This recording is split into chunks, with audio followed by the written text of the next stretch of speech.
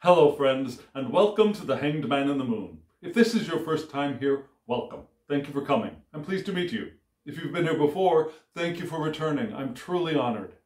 Friends, if you are a returning visitor, you probably know that this is my restart of my series in which I use tarot and oracle cards to explore topics related to living the intentional life. And I've just started last week with a brand new kind of spread. A spread which was partially inspired by the Ace of Cups from the brilliant Tarot of the Holy Light by the phenomenal Christine Payne-Towler. And the Tree of Life. Actually, it's more looking at the Ace of Cups card made me wonder about what kind of spread it would flow from that.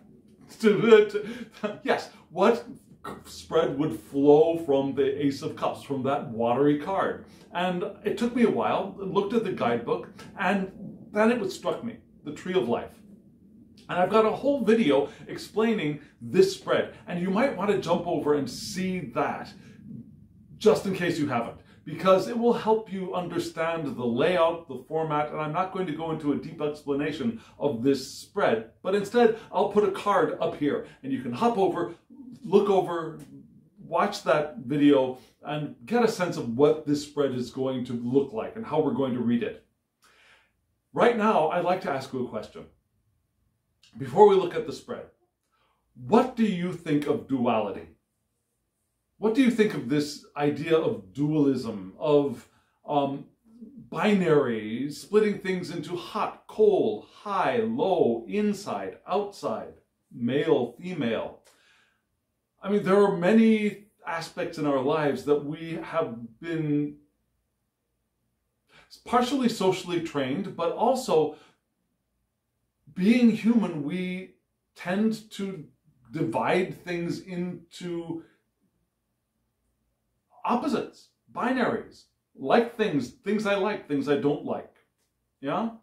What do you think about that? Is that something that we need to eliminate from our perception? Is it something that hinders us? Is it something that is causing us pain? Is it something that we need to treat or we need to make go away? What do you think? I'd like to offer an opinion. Only an opinion, only my opinion. I'd like to offer the opinion that we came into these physical bodies, into this physical universe, to experience duality. This physical universe was created by things splitting, by things dividing. And if there's anything that is to be reconceived or perhaps reframed, it might be our understanding of the idea of binary, our understanding of duality, and maybe reframing duality into spectrum. Because yes, there is hot, yes, there is cold, and there is medium, and there's tepid, and there is chilly. There are all kinds of things on a range of a spectrum that goes in two different, perhaps infinite directions. Perhaps rather than duality, maybe we could reframe it as spectral, our experience of spectrum here in the physical realm. That being said, I think we do have the opportunity to enjoy, to experience, to learn from the duality or the spectrum that we can experience here in these physical bodies. And our rejection of those things, I think, might be a cause of our own pain. Does that make sense? Now, why am I asking you about this? Why are we talking about this? Well, because I think the idea of things splitting, of things dividing, is integral to this spread this week. Not to the spread, the Tree of Life spread that I developed, but the way that the cards came out into this spread. I think the idea of duality might be significant. So, what am I going to do? I'm going to show you the spread right now, We'll look at the spread, and then we'll break it apart. Okay, here we go. That was the large spread. That was the Tree of Life spread for us this week. And frankly, I haven't come up with the title yet. You probably already, well, of course you already know it because it will be there beneath the video. But I haven't really landed on a title that I'm completely happy with. Maybe something on the lines of from duality to spectrum, maybe, but we'll see how this goes. I'm sure it's going to change. So you just saw the spread. It's a big spread, and it's difficult to see because it's a vertical spread and you're watching, I'm sure, on a horizontal screen. So we're going to break it down. Yeah, we're going to start with the top triangle, and if you saw last week's video or the explanation of the spread, you'll know that that is the supernal triangle. We'll start with that one. Here we go.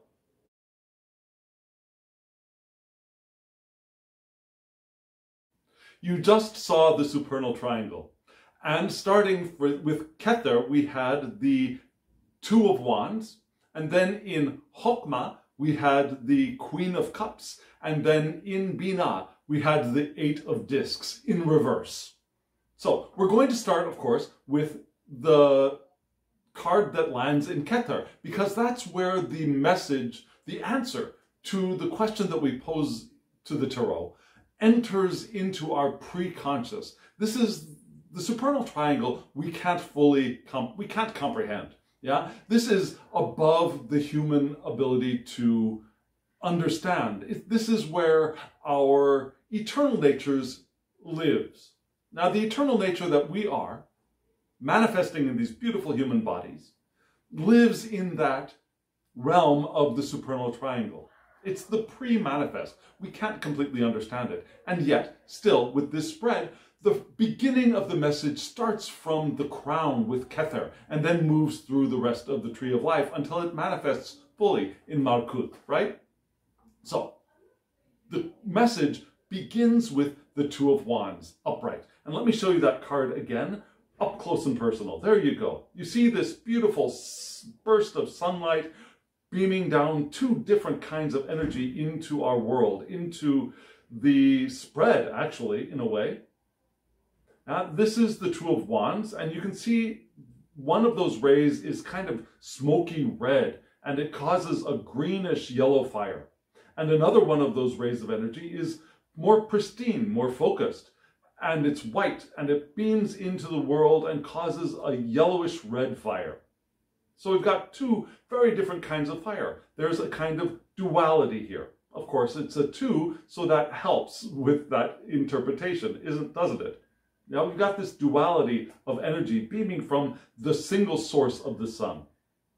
And at the bottom, you can see that we have Aries and the sun. Now the Aries ruled by the sun. Why do we have that? Well, we have that because the Two of Wands points to the Leo decanate of Aries and its subruler, the sun, from which the fixed aspect of cardinal fire enters our world, enters our natal charts, or enters the question that we're asking of the tarot. And every week when I do this series, I ask the same question of the tarot. How can we live our lives more intentionally? And this was the beginning of the answer to that question. So, what does this mean? We have the Leo aspect, the fixed aspect of cardinal fire. Cardinal fire wants to get out there and wants to do things, right? Leo is more, it's not more reserved, but more set, more fixed, more, I'm here, I'm now, I'm going to enjoy what I am doing now. I don't need to move so quickly.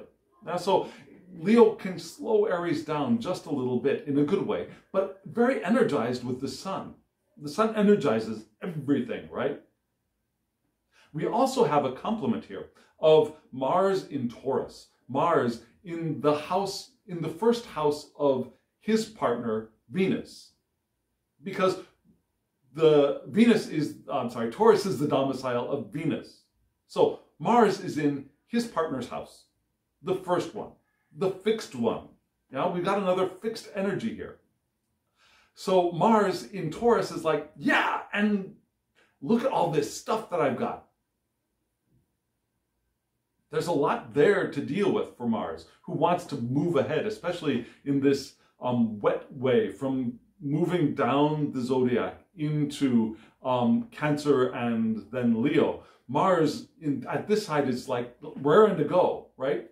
The young Mars is in young Venus's house.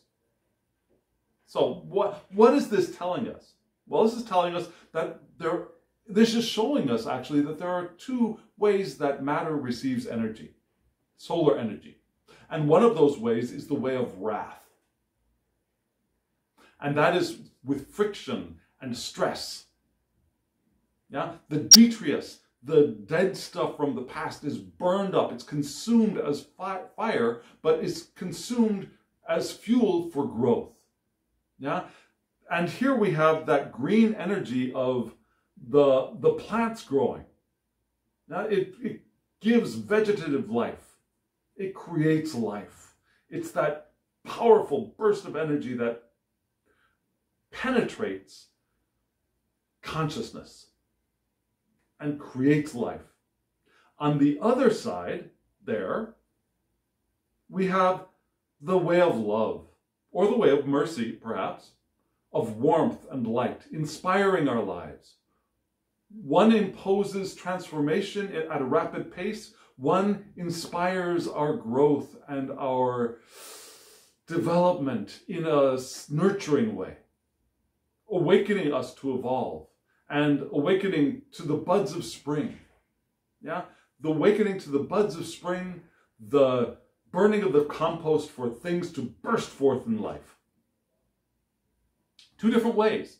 And it's interesting that this is at the top of the tree of life because, if you know, there are three ways. There are three paths, three pillars, actually, on the tree of life. There's the central pillar, which is the pillar of moderation. But on each side, and it was interesting because this side pointed to the pillar of mercy, the father pillar.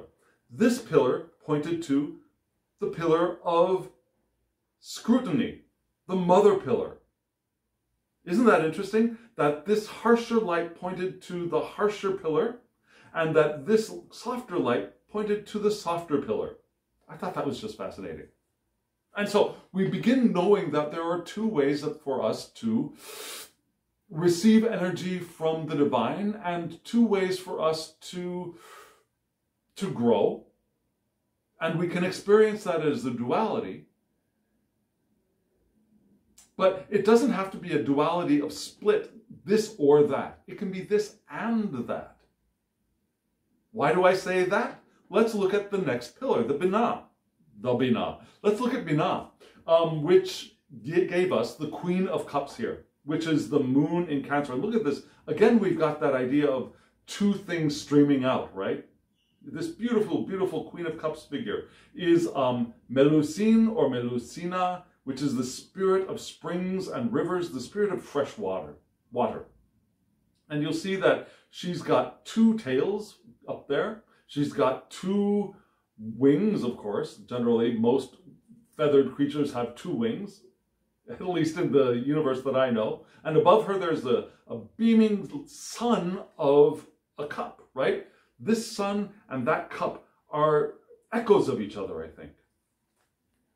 So this card flows really naturally into this image. Now we've got that sun up at the top, and here we have, instead of two beams of fire, we've got two beams or two spouts of water coming from her breasts, which is beautiful. And this card points to Cancer. Yeah, the queens in this deck are all the mutable. Just a second. Let's see. So Cancer is fire. Let's see. So cardinal, fixed, mutable. Cardinal, fixed, mutable. Cardinal. She's cardinal. That's right. I'm sorry. A little bit of a brain fart. She's cardinal. The queens point to the cardinal signs of the zodiac in the tarot of the Holy Light. And so we have the Queen of Cups, and she points to Cancer, which is a cardinal water sign, and which is the domicile of the moon. So we have these cardinal water vital attributes entering our world through this card. Cardinal, moving forward with emotion, with intuition, with spiritual connection. Yeah? And this card reminds us of this goddess who has a lot of stories of her taking human form to have a relationship with a human being. Yeah? She becomes a woman, but she always demands that she have her private time in her bath. And when she's in her bath, she demands or she requires that her mate not look at her. Because when she's in her bath, she resumes her goddess form, which if he saw, he would either go mad or he would leave her for one reason or another. So this card is reminding us that we need to grant Melusina some safety and nurturing support, and then just let her blessings flow. Now, we need to grant each other that private time so that we can receive the blessings of our interaction when we are together. Yeah, we all need our private time. So we need to grant each other private time, but we also need to make sure that we keep our private time as well. We need to keep our personal time for healing, for regeneration. And that's not only sleep time, right? It's our bath time, whatever is to us what the bath time was to Melusine. We need to keep that for ourselves. Time to serve other and time to serve self. We have empathy. We want to have empathy and caring for others as well, of course, in measure with our empathy and caring for ourselves. So when we want regular times for retreat, for reconnection with self and self-awareness and the divine. Because that connection is never lost, but we lose our awareness of it if we don't give time to it. And whatever that is for you, for me, that could be meditation. For me, that could be reading cards. What is it for you? What is it that feeds you, that helps you realize and recognize your connection with spirit, with the fullness of self, that eternal self, which has come here to become who you experience yourself as in that human body? How do you do that? That's an important thing. And it's that balance of serving others' time and serving self-time. Yeah? Flowing from this card to this. And then we move right into Binah. Yeah? We went to Chokmah was the wisdom, and from wisdom we flow into understanding. What do we understand from this wisdom of that time for others, time for self? Having a balance of that. What do we come to? We come to the 8 of discs, but in reverse. And you see these beautiful, beautiful discs. We have sun. Well, let me show it to you upright. We have the suns, 4 of them at the top, and we have the moons, 4 of them at the bottom. Beautifully balanced card, beautiful image. And you see at the bottom, we have Venus as the ruler of Virgo, Venus, Virgo. If you know me, you know I have trouble with those two, Venus and Virgo. Yeah? Venus as the ruler of Virgo in this card. But we got this one in reverse. But still we have the 8 of discs pointing to the Taurus decadent of Virgo, which is why we've got Venus here. The Taurus decadent of Virgo and its sub-ruler Venus, from which the fixed aspect of mutable Earth's vital attributes enter our world. So that mutable, the Venus mutability, mutableness, the clean up and move on, the take care of stuff and get ready to get going for the next leg of the fixedness of Taurus is here in answering our question of what do we understand from this caring for other and caring for self dichotomy. Balance. Well, we also get the fall here because this is, yes, it's still reversed. In reversed, we have the fall of Mercury in Pisces, which is interesting. And we'll get to that in just a little bit. But this card tells us that it's calling us to take time away from being the master craftsperson. Now, it's calling us to take time away from the hubris of feeling that we are indispensable, that we have to do everything for everybody else. We want to step back from our resistance to receiving help from others as well. Now, when we get into that helping others mode, we often forget that we benefit from and we are worthy of receiving help from others. We don't have to be the servant always.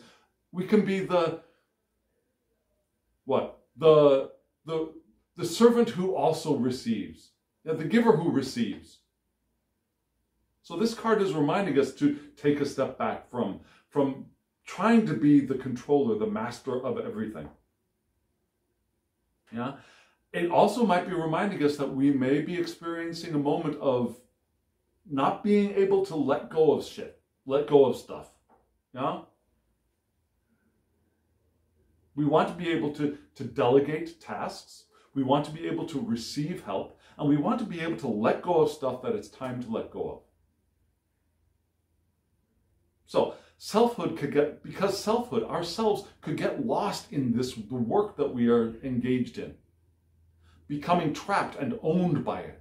Have you ever felt trapped or owned by the work you're doing, by being the role that you feel like you have to be, the mother or the father of the people, the boss of the people, or the employee of the people? Have you ever felt like your selfhood is lost in the work that you're doing for others? Well, this card is here to remind us to stop that right now. Yeah? That's not helping us. That's not helping others either. Because we cannot bring the fullness of self to the tasks that we are doing, to the service we're performing, to the roles we are performing, if we have lost a great portion of ourselves to the task, to the work, to the help, to the role. Does that make sense? It's time to recall the pleasures of private and home, of being present and enjoying the fruits of our labor as well. Can you see how that flows from this? This supernal triangle gives a powerful message, I think, for us, for living an intentional life. How do we do that? Well, by balancing two kinds of energies, of that burning away, working hard energy and the softer energy, by taking care of others and taking care of self, by not losing ourselves to the work that we're doing, by allowing ourselves to delegate work to others, to receive help from others, to letting go of stuff that is weighing us down, to taking time to enjoy. Taking time to enjoy our bath, whatever that is. The way Melusine or Melusina would do. And requires. Yeah? She requires that private time in her bath to maintain the fullness of self. And we're asked to do that as well in this week's spread. And right below that, we've got Dot, which is the 5th house, which is an interesting void for us to move through, to move to the next triangle, the ethical triangle. So we're going to go right to that ethical triangle. We'll look at Dot later on in the video. But first, idea came and went. We're going right on to that ethical triangle. Here it is.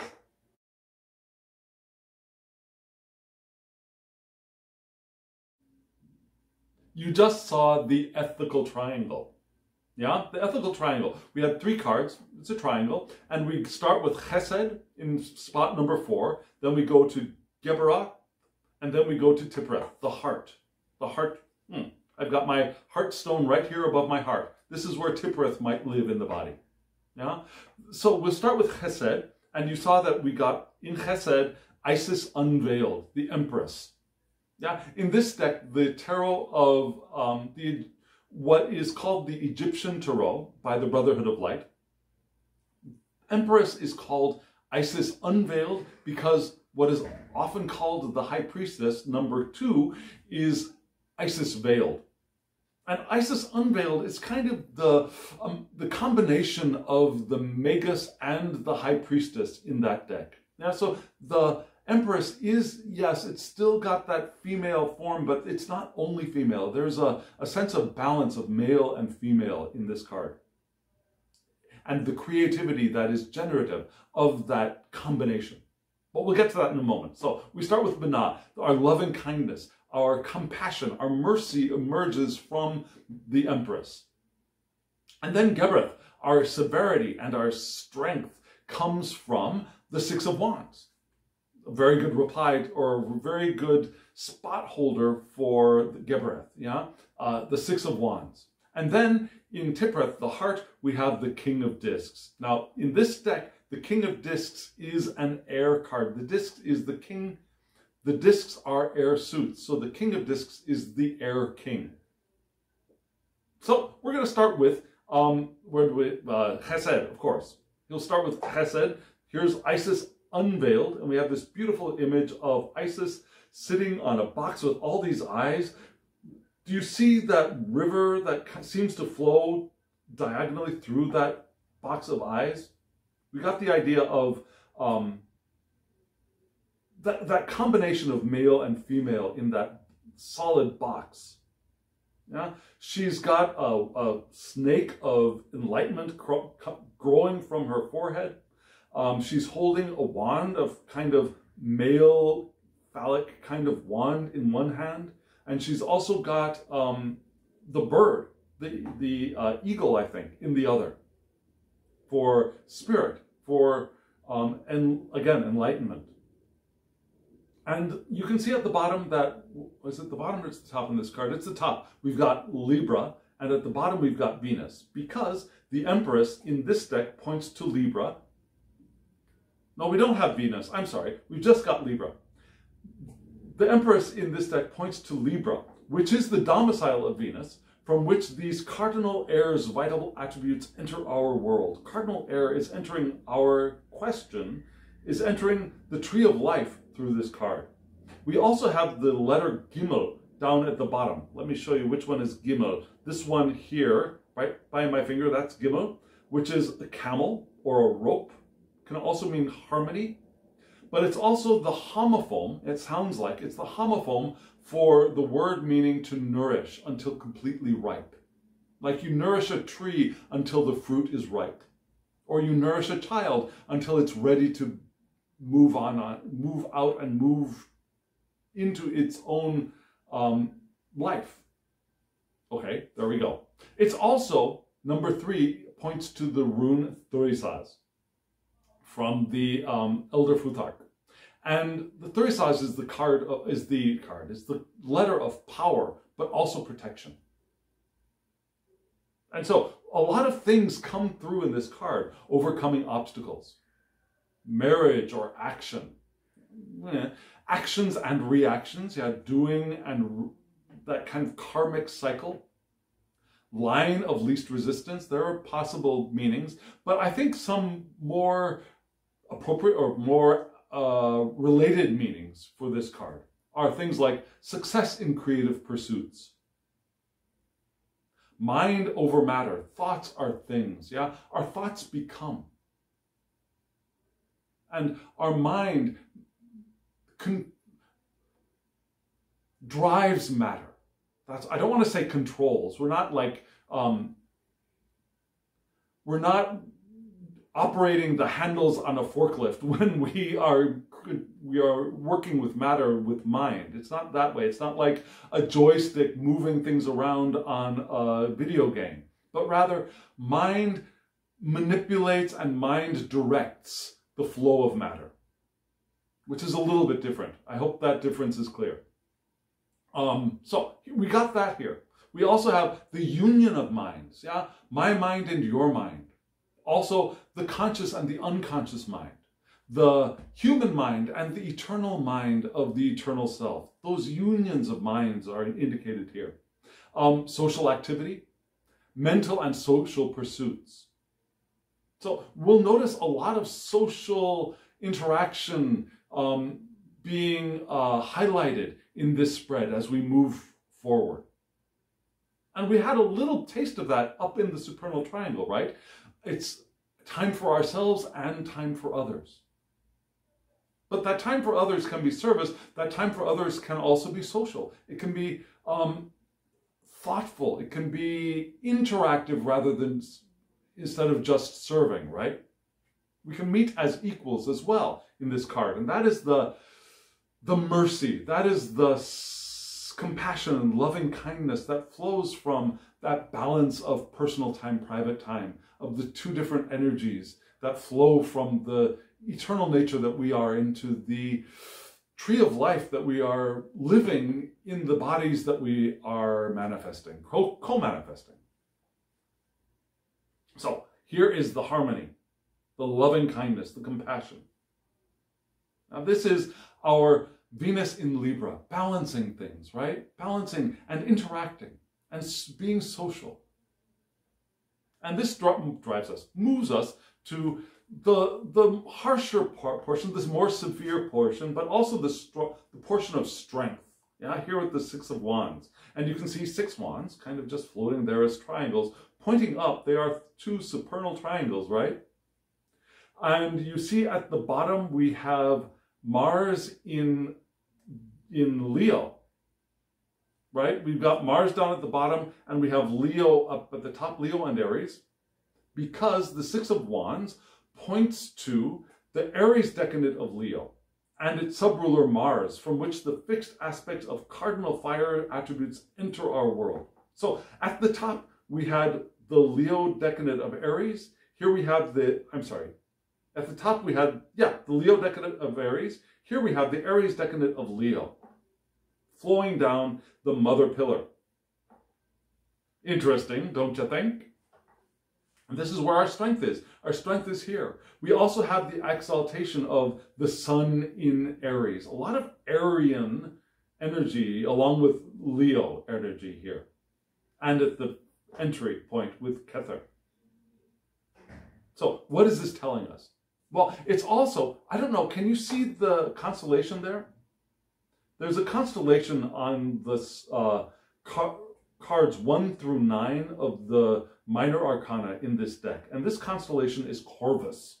Now, Corvus is a constellation of a raven or a crow. Probably a raven, yeah? And there are many different ways. There are different myths or different stories which are related to this Corvus, what do we call it? Constellation. Let me show you that constellation right now.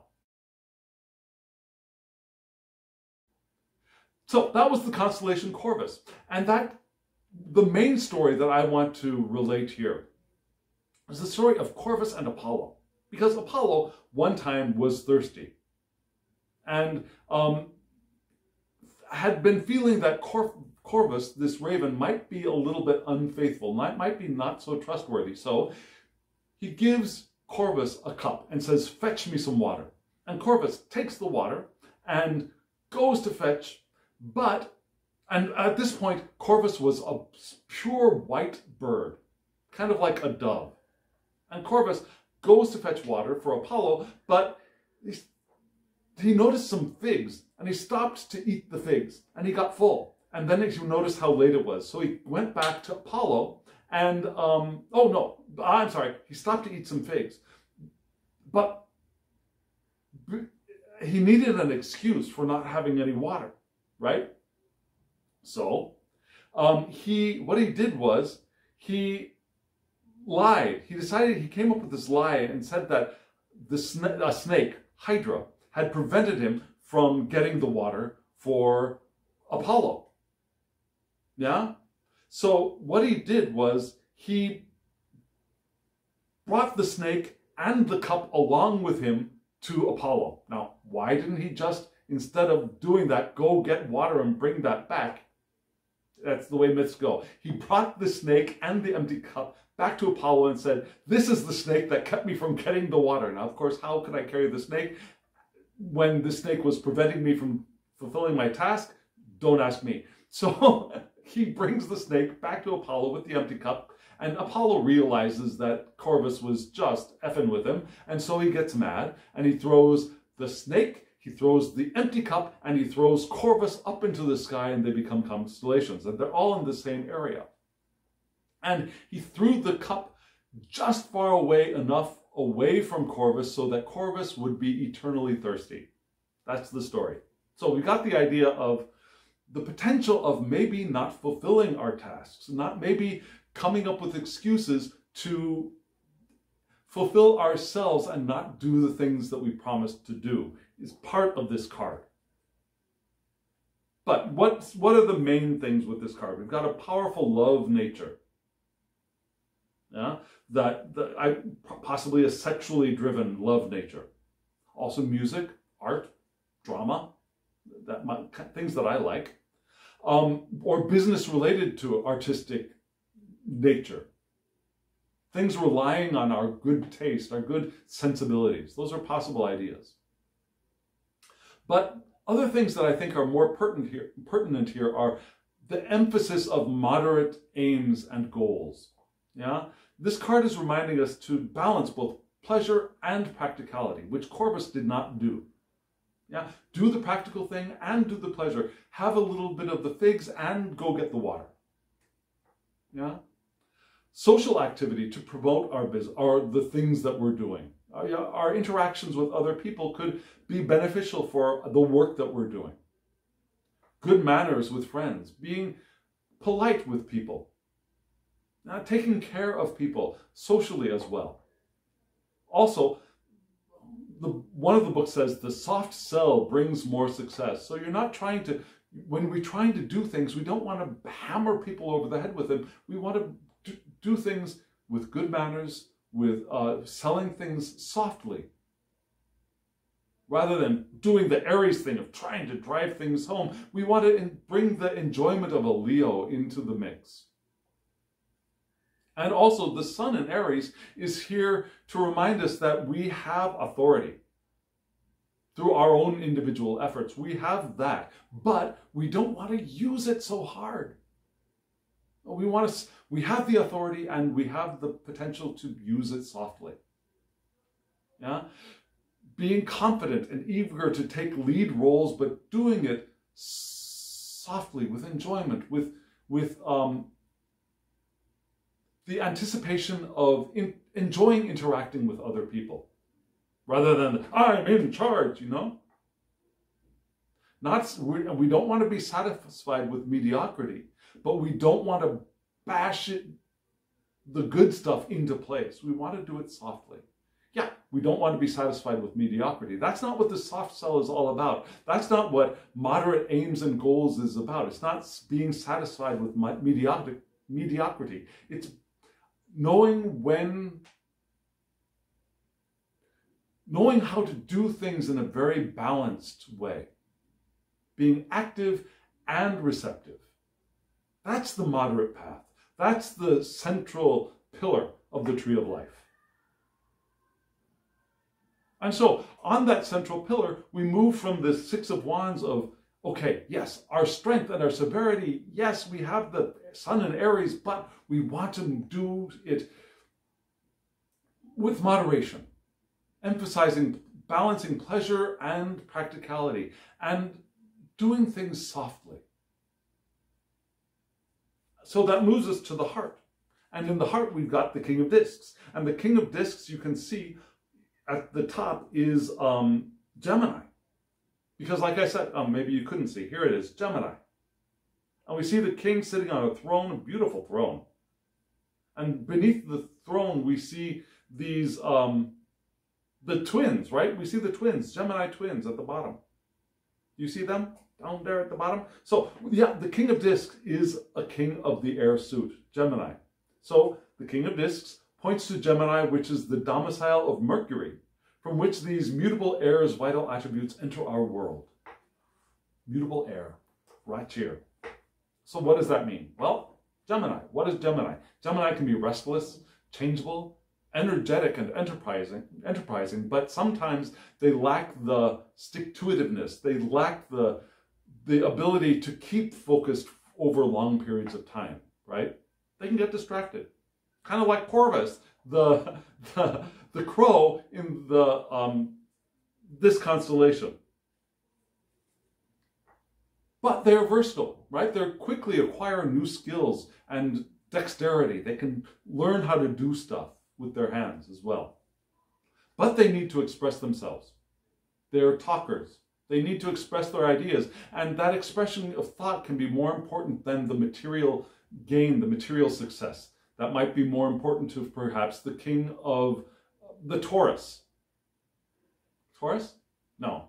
What would the king of this deck be? The king of this deck would be, let's see, Gemini is cardinal, right? I'm sorry, mutable. Gemini is mutable, so it would be mutable Earth, which would be, oh gosh, which would be a Virgo, right? Yeah, the king in this deck would be Virgo, I believe. Right, yes. Yes. So, why am I going off on that? Yeah, the Virgos are about the managing of stuff, managing of things, lists and stuff like that.